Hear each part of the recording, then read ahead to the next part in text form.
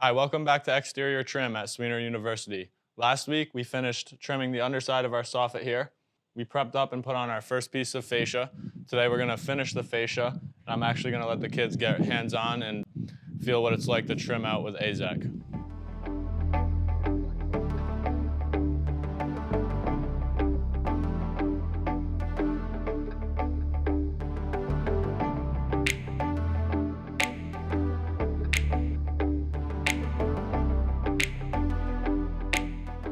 So we're gonna pick up right where we left off last class. I'm gonna let you guys install this piece of fascia and do the rest of it and make some cuts as well. And first we have to finish installing that fascia on the other side where we left off. There's only 2 screws, so I'm gonna start by just like drawing out the screw pattern and letting you guys feel what it's like to put screws into AZEK with the stop and let it bottom out and just get the whole feel for it. It's a good time to practice. What I'm gonna do is I'm gonna put some little dots on here and just show you where the screws go. So as just a reminder, the rule of thumb is always, we talked about 16 inches, and we do a series of 2 screws every 16 inches. There is a guide that you can use to find your 16 inches on the fascia, and that's gonna be your rafter nailing lines. So I didn't actually nail every rafter on this because I wanted to be able to take this apart easily. But if this was an actual, frame on a house that you're working on, you would see the nail holes, the nails heads running up in a line. Pretty self-explanatory, right? Like you would see that nailing through that plywood into the rafter. Now actually, there would be ice and water on the roof likely if you're trimming. So if there is ice and water on the roof and it's like covered up by, let's just imagine this is a piece of ice and water for a second and the roof is covered by ice and water. You can't see the nail holes, but what you can do is you can feel around. You can also see where the rafter is screwed through the subfascia, like before you go, and then you know where the rafters are. You don't want to put screws in and hit these screws where the framing might be screwed or nailed. Usually it's actually nails, but you wouldn't want to hit those because then you're gonna have a hole. You're gonna have to figure out some way to fill it. It's just gonna be an imperfection on your piece, and it's avoidable. So to see where your framing is nailed, check for plywood nailing through the rafters by either, if there's no plywood, just you can see them, but if there's ice and water, run your hand along the ice and water and you can actually feel them. And once you kind of press in on them, it'll expose that nail hole and you'll be able to see right where your rafters are and make sure that you're not putting screws in right behind them or, right on those nails through the framing. You want to just be off to the side of it a little bit and just make sure that you don't have any obstructions underneath that you're gonna hit. So, I have a couple 1/4 inch blocks here. Last class I showed you how you can make a little tool to show for yourself so you know where you need to put your bottom screw on your fascia. Because as you can see, I have this big piece of meat hanging down here. That's the dato for the underside of the soffit and a 1-inch reveal on this piece. So I have about, we'll say it's 1 5/8, 1 11/16 where you don't want any screws here. So you wouldn't want to put a screw into the soffit because you're gonna risk, splitting it apart, or maybe you angled your nail a little bit and it might blow out the side. We never really screw through the dato into the soffit ever. So that's what this tool is gonna be for. So I just checked to see how far up I need to come with my screw just by measuring. And you wanna go up about, we could say about 3/4 of an inch from there, maybe even like a 1/2 inch. Because you don't wanna be too high with it either and have this thing potentially flopping around. So I'm gonna go, I think a good number is 2.5. So I'm gonna make a mark at 2.5 on my little block here. But this time I'm just gonna use it as a little measuring tool. Oh wait, just make sure. Then I'll just draw a little square line on it.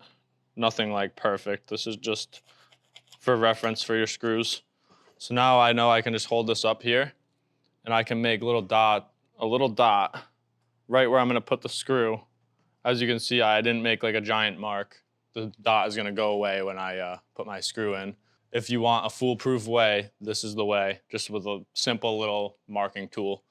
So on this piece, the screws we need, I put in these little dots here.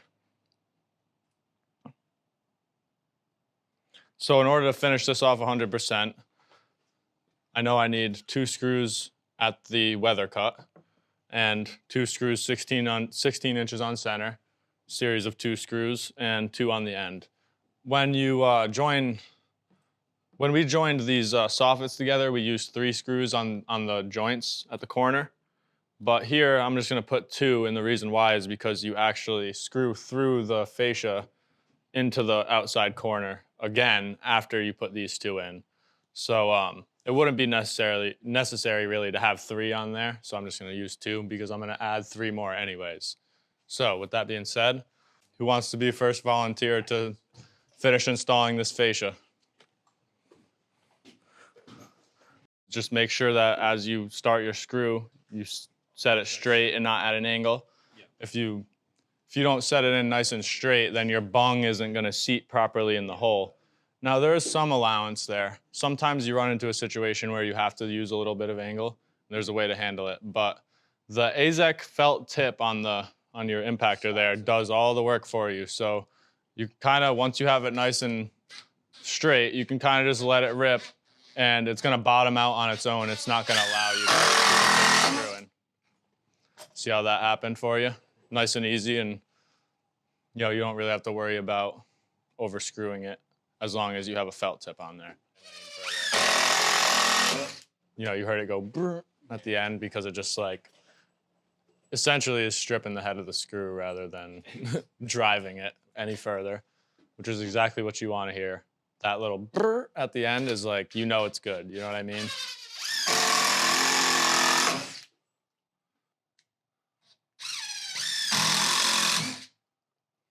Not bad.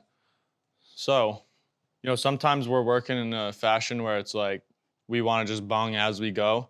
So that's kind of what I like to do, is just bung as I go. I keep my bungs close by so that once I install a piece, I can bung it right away.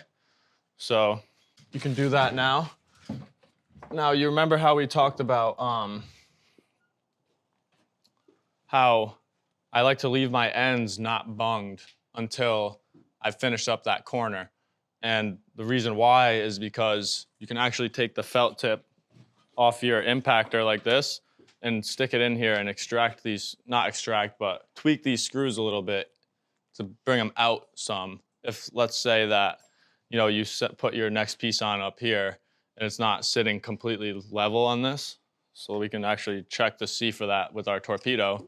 This is a good thing to do before you even try putting your next piece on, is just be aware of how this is sitting. So I can already see the top wants to come, but like this, it's an extremely small amount, so it might not even affect us. But if it was like this, then that's a problem.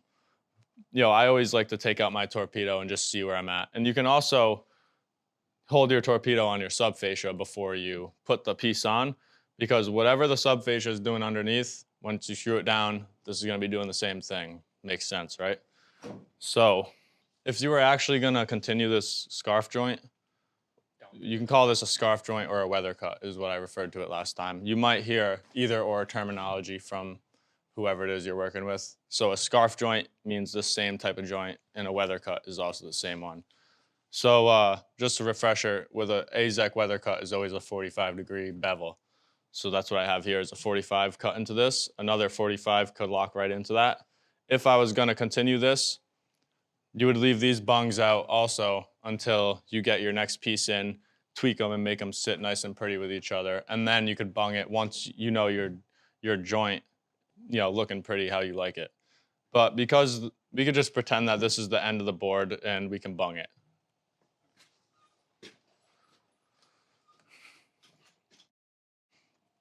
Another thing I wanted to show you guys is underneath here. So when you're done with that, I just want to show you how this profile looks. And there is an adjustment that can be made under here that should be made if necessary. So I'll show you guys that in 1 second.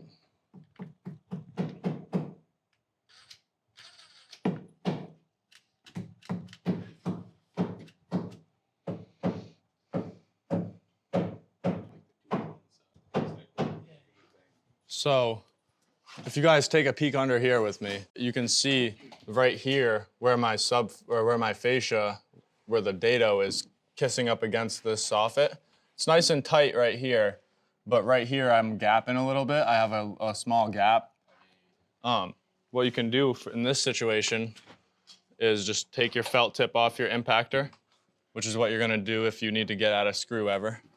And just back that screw out ever so slightly, just until it sucks the AZEK back down and makes that joint nice and tight, you know what I mean?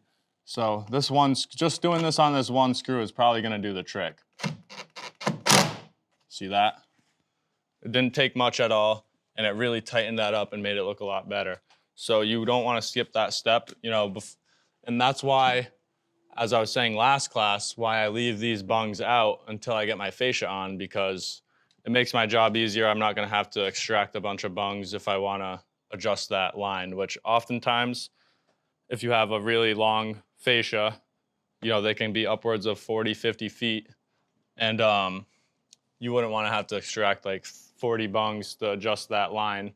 You wanna make your job as easy and efficient as possible. So at this point, once I have adjusted that, made that nice and tight there, I can put my bung in right there. So go ahead and do that. And also these two. So I didn't have to adjust it over here. So now that I know that for sure, because the fascia is on, I can bung anywhere where I'm happy with that line, and that would finish off that soffit piece. You know, one thing you want to be careful for when bunging these, and also it's helpful to put your screw in as far as you really possibly can. You know, you want to hit the center of this 2x, will be enough room. But if you put your screws too close on your soffit, then your hammer is going to be scraping that reveal as you try to bung, and it can be annoying to bung without causing damage to the boards. So that's why the proper spacing, you know, the proper screwing is important, because, you know, as long as you know you're hitting the center of that 2x6 subfascia rather, you know you'll have enough room to bung and get your bungs in there. Now, if the bung hole was like so close to this, it's almost touching it, that would be a problem, you know what I mean? You would be able to see that bung a lot clearer. It wouldn't look too good. So that's just one thing to note. This worked really well, so this is good to go. We finished bunging that. Every single one? Yep, that whole thing can get bunged right up.